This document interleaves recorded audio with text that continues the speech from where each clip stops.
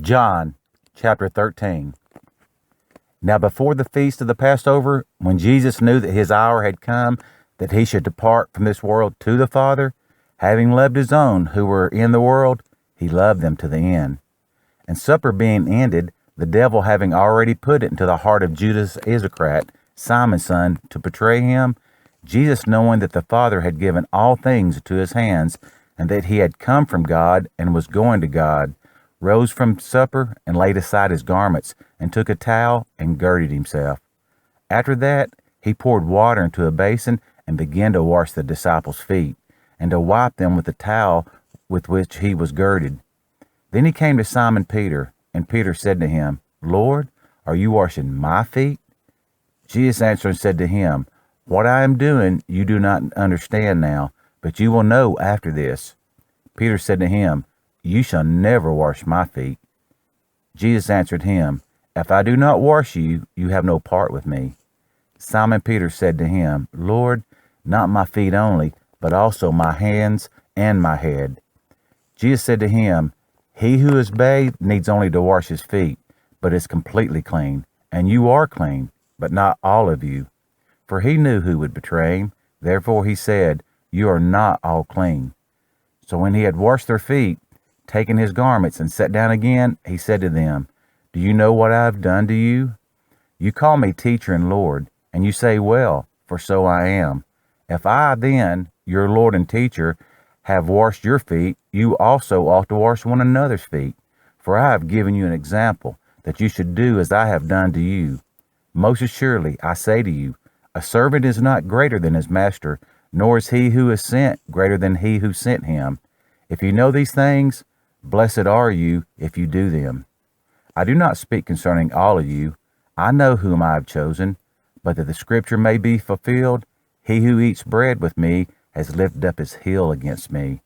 Now I tell you before it comes, that when it does come to pass, you may believe that I am he. Most assuredly, I say to you, he who receives whomever I send receives me, and he who receives me receives him who sent me. When Jesus had said these things, he was troubled in spirit, and testified and said, Most assuredly, I say to you, one of you will betray me.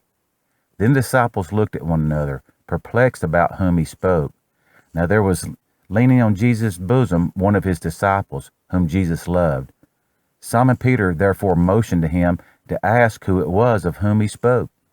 Then, leaning back on Jesus' breast, he said to him, Lord, who is it? Jesus answered, It is he to whom I shall give a piece of bread when I have dipped it.